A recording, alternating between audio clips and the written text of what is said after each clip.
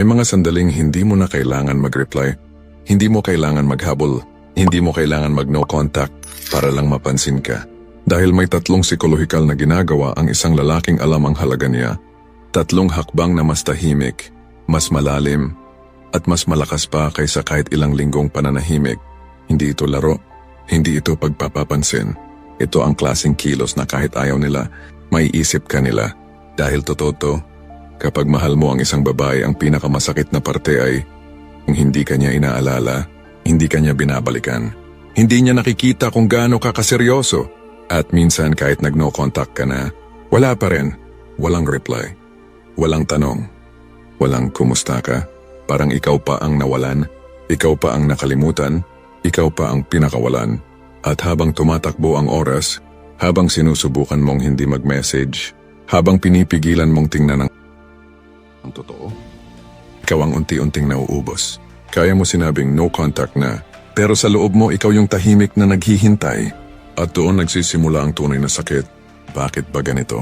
Bakit kahit anong lakas mo, kahit anong tapang mo, isang babae lang ang kayang magpasadsad ng buong sistema mo? Simple lang, attachment. Hindi yung pagmamahal ang nakakahabol sa'yo, kundi yung pag-asa. Pag-asang babalik siya, pag-asang marirealize niya ang halaga mo, pag-asang ikaw pala ang the one. Ang attachment ang tunay na kulungan, yung hindi mo kayang tanggapin na na-reject ka. Kasi nakatali ka pa rin sa imaheng ikaw yung pipiliin niya sa huli. Kaya kahit no contact, hindi ka pa rin malaya. Dahil iniisip mo pa rin siya, hinahanap mo pa rin siya, ini-imagine mo pa rin yung posibilidad. At habang nakatali ka dyan, kahit ano pang strategy ang gawin mo, hindi ka makakabawi. Sa Stoicism may tinatawag na ibig sabihin, bago mo tanungin kung kailan ka mamimiss, tanungin mo muna, kanino umiikot ang mundo mo? Kung siya pa rin ang sentro, kahit hindi ka nagme-message, kahit naka-no contact ka, psychologically present ka pa rin sa buhay niya. At mas nakakatakot dito, nararamdaman yun ng babae. Hindi sa pamamagitan ng chat, kundi sa pamamagitan ng aura. Pero kapag ginawa mo ang unang ibalik mo ang sentro ng buhay mo sa sarili mo. Hindi silence, hindi pag-alis, hindi pag-iwas, kundi pag-angat.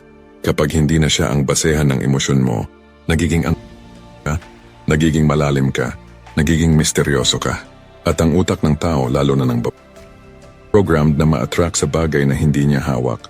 No contact, madalas obvious yan. Pero ang pagbabago, ang pagbalik ng lakas, ang pag-angat ng identity mo, yan ang hindi nila makita pero nararamdaman. Hindi ito tungkol sa pag-aayos ng buhok, pag-gym o pag-post ng story na cool ka. Hindi mababaw to. Ang ginagawa ng isang stoic, binabalik niya ang sarili niya sa kanya.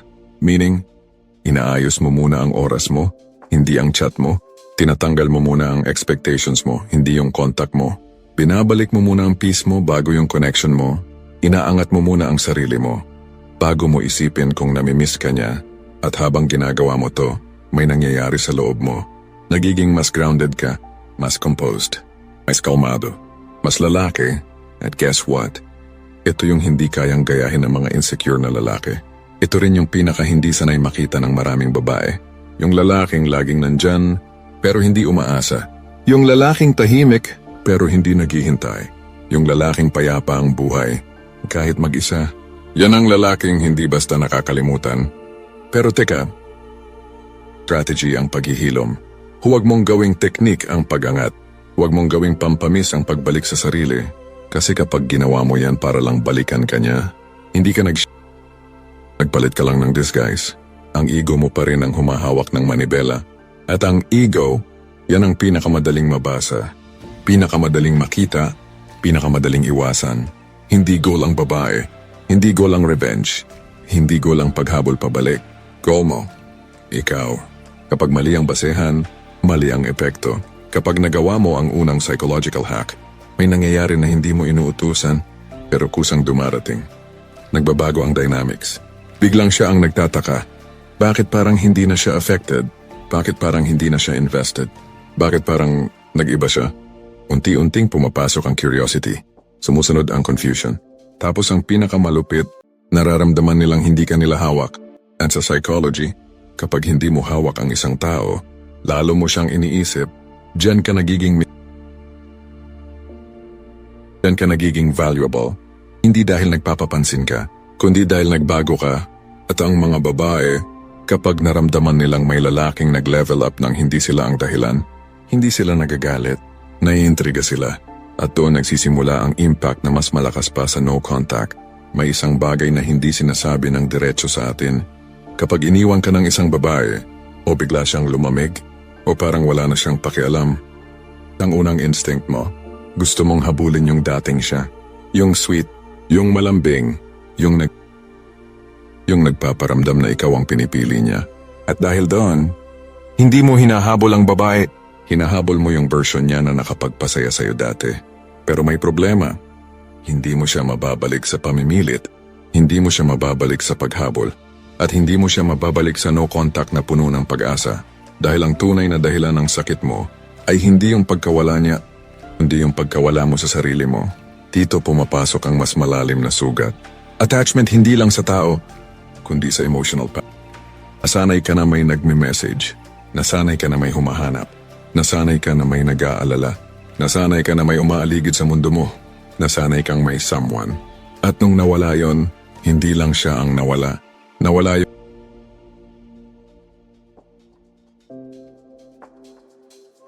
Direction. Sense of being chosen. Yan ang dahilan kung bakit kahit ikaw na ang nag-no contact, pakiramdam mo parang ikaw pa ang talo. Kasi habang tahimik ka, umaasa ka pa rin. At kapag umaasa ka, hindi ka talaga wala. Hindi ka talaga lumalayo. Hindi ka talaga humihiwalay. Ikaw yung naglalakad palabas. Pero nakalingon pa rin. At alam ng babae yon. Sa Stoicism, may tinatawag na ang ibig sabihin nito, kung saan ka nadudurog, doon mo ibabalik ang kapangyarihan mo. Hindi pag-escape. Hindi pagpilit maging okay. Kundi pagbabalik ng emosyon pabalik sa sarili. Ito ang psychological Kapag hindi ka pinapahalagahan, ibabalik mo sa sarili mo ang emosyon na dati mong ibinubuhos sa kanya. At kapag ginawa mo ito ng tama, nagkakaroon ng inversion sa dynamics.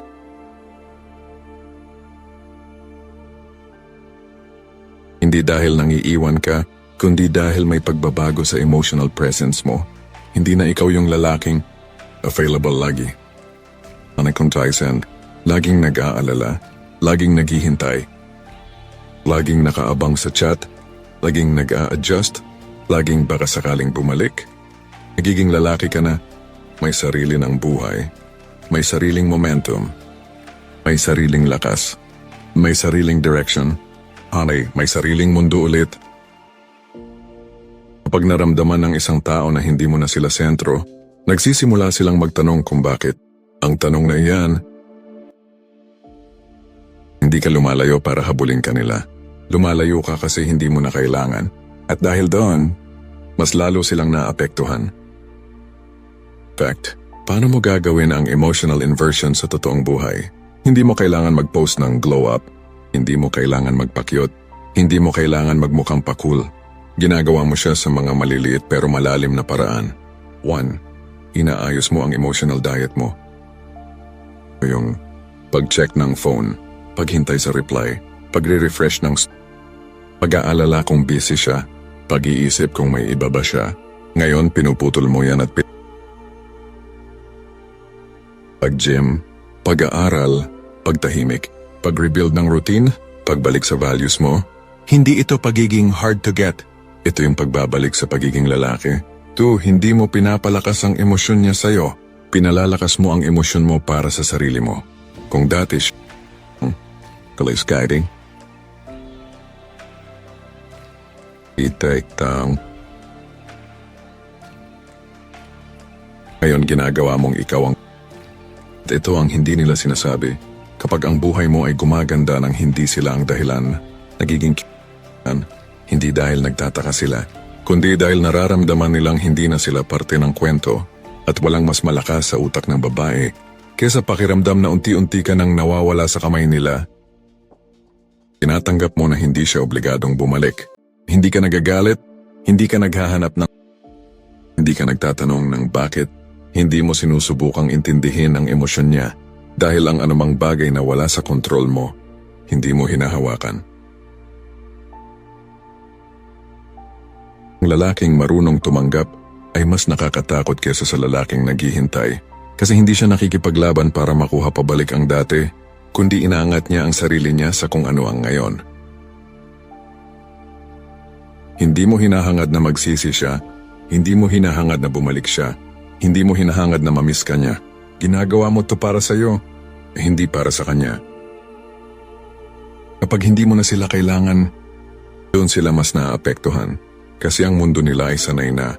Sila yung pinipili, sila yung inaabangan. Sila yung iniintindi, sila yung nilalapitan, sila yung inuuna. Pero ngayon, hindi na. May lalaking lumalakad palayo, hindi para ipagmalaki na kayang lumayo, kundi dahil natuto ng bumalik sa sarili. Yan ang pinakamalakas na psychological impact sa kahit sinong babae. Pero tandaan mo, huwag mong gawing pampataas ng value ang huwag mong gawing secret trick. Huwag mong gawing ulit siya babalik. Kapag ginawa mo yan, hindi emotional inversion ang ginagawa mo. Manipulation yan. At mabilis nilang mararamdaman yan. Hindi dapat paano ko siya mapapaisip. Kundi, paano ko babalikan ang sarili kong nawala dahil sa attachment? Kapag ego ang ginamit mo, mauubos ka, mapapagod ka, magiging desperate ka pa rin sa loob. At kahit walang chat, mararamdaman niya pa rin yun. Kasi ang attraction, hindi yan nasa act. Kapag nagawa mo ang psychological hack ng tama, ito ang nangyayari. Nag-iiba ang tingin mo sa sarili mo. Hindi ka na yung lalaking dependent sa sagot niya. Nagiging lalaki kang independent sa identity mo. Nagiging kalmado ka. Wala kang hinihintay. Wala kang hinahabol. Wala kang kinokontrol. Umaangat ang emotional value mo. Sa psychology, tinatawag ito. Kapag umaangat ka emotionally, unti-unti ka. Hindi basta kinakalimutan. Ang babae nakakaramdam ng shift. Hindi dahil nagpapahabol ka, kundi dahil tahimik, malalim, non-needy. Ito ang klaseng aura na hindi kayang lampasan ng kahit sinong babae, lalo na kung nasanay sila na ikaw yung lagi nilang hawak. Now, hindi na, at doon pumapasok ang tapos yung tanong na hindi nila masabi, ano nang nangyari sa kanya? At kapag napaisip sila ng ganyan, mas malakas pa yan sa kahit ilang taon ng no contact. Ito ang pinakamalakas sa lahat. Mas malakas pa sa no contact, mas malakas pa sa pag-angat, mas malakas pa. Ito yung hindi ginagawa ng karamihan kasi ito yung pinakanakakatakot. Kapag nagbago ang pagkatao mo, hindi ka lang namimiss. Hinahanap ka. Hinahanap nila yung presensya mo, hindi yung messages mo. Hinahanap nila yung energy mo, hindi yung attention mo. Hindi sila nag-a-adjust ng kilos para sa babae. Ina-upgrade nila ang buong pagkatao nila para sa sarili nila. Hindi improvement, hindi glow up. Isang buong pagbabago sa pagkatao ng lalaki. Active, anxious, nangangailangan. Ngayon ikaw ay grounded, kalmado, malinaw. Ito yung nagiging bagong ikaw. At ang babae, hindi niya alam kung bakit bigla siyang naaapektuhan. Pero naaapektuhan siya dahil ang identity shift ay psychological shock sa kahit sinong naka-attach sa'yo noon. Apektado sila hindi dahil ginawa mo ito para sa kanila, kundi dahil hindi na nila kilala ang bagong ikaw. Bago mo maabot ang identity shift, may dadaanan kang sakit na. Ito yung tahimik na tanong na paulit-ulit sumasaksak. Bakit hindi ako sapat? Bakit siya biglang nagbago? Bakit hindi niya makita ang value ko? Bakit ako yung iniwan? Bakit ako yung lumalaban? Bakit siya hindi? Hindi mo lang hinahanap yung tao. Hinahanap mo yung sarili mo na nawala nung pinili mo siyang mahalin. Yun ang hindi nakikita ng iba. At sa bawat araw na nagigising ka na may kulang, doon mo mararamdaman kung gaano kahalaga ito. Kasi hindi ka lang broken. Hindi ka lang nasaktan. Hindi ka lang iniwan. Nalaglag ka sa identity mo. At kailangan mong bumangon hindi para ipakitang kaya mo, kundi para ibalik ang sarili mo. Ang pinakamalalim na attachment hindi sa babae, hindi sa dating moments, hindi sa kilig, hindi sa future na pinangarap mo. Ang pinakamalalim na attachment ay attachment mo sa lumang identity mo. Yung identity na ginawa mo para mahalin G niya. Yung identity na umaasa sa pag-aalaga niya. Yung identity na sumasandal sa attention niya. Yung identity na nagiging masaya dahil nandyan siya. At nung umalis siya, parang tinangay niya yung kaluluwa mo. Yan ang dahilan bakit hindi gumagana ang no contact sa karamihan. Kasi kahit hindi ka nagchat-chat, ang identity mo nakalingon pa rin sa kanya. Pero kapag ginawa mo ang identity shift, hindi mo lang binibitawan ang babae. Binibitawan mo ang dating ikaw. At doon nagsisimula ang tunay na kalayaan. Paano ginagawa ang identity shift? Hindi ito pampaganda. Hindi ito gym lang. Hindi ito bagong damit. Hindi ito motivational quotes. Nabago mo ang baseline ng pagkatao mo. Hindi ugat. Ito yung 3 layer araw-araw na identity shift. 1. Pagong. Kung dati ang tanong mo ay, ano kayang iniisip niya tungkol sa akin? Ano kayang mali ko? Ano kayang ginagawa niya ngayon? Ngayon, ang tanong mo, paano ko papalakihin ang mundo ko? Paano ko bubuuin ang sarili ko? Paano ako magiging lalaking proud ako maging? Hindi ka na nagre-react sa emosyon. Ikaw ang gumagawa ng emosyon. Hindi ka na nag-a-adjust sa sitwasyon. Ikaw ang nagtatayo ng bagong foundation. Hindi ka na lalaking naghahabol. Nagiging lalaking gumagawa ng direksyon. And sa psychology, kapag nagbago ang bumabago ang external reality mo. 2. Lalaking na in love at nasaktan. Sobrang baba ng pang trophy yung babaeng hindi siya pinipili. Pero ang lalaking naka-identity shift, hindi na siya tumatanggap ng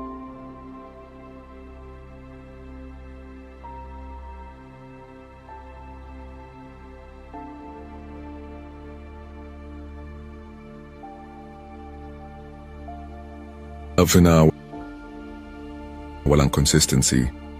Hindi ka nagmamakaawa, hindi ka humihingi ng halaga. Hindi ka nag-a-adjust para ma-please sila. Naglalakad ka sa mundo na may daladalang dignity. At ang babae, nakakaramdam ng pressure. Nakakaramdam ng curiosity. Kasi ang lalaki na may standard, hindi nila basta makuha. Ito ang pinakadiin. Kapag nag-shift ang identity mo, anxious, naghihintay, umasa, nag-aalala, gahanap, humahabol, natatakot mawalan. Detached,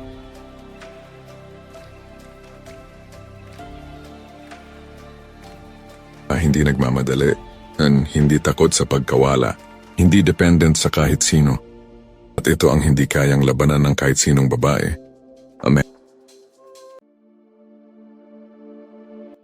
Pero warning, huwag mong gawin ang identity shift para mapasabi siya ng, nagbago ka ah. Huwag mong gawin para bumalik siya. Huwag mong gawin para ma-miss ka. Hindi ito trick.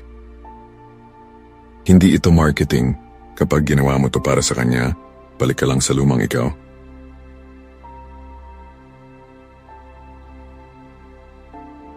Dahil kung ego ang dahilan mo, magiging artificial ka, magiging pakul ka, magiging scripted ka, at wala nang mas malaking turn-off kaysa lalaking nagpapanggap na malakas pero gasgas sa loob.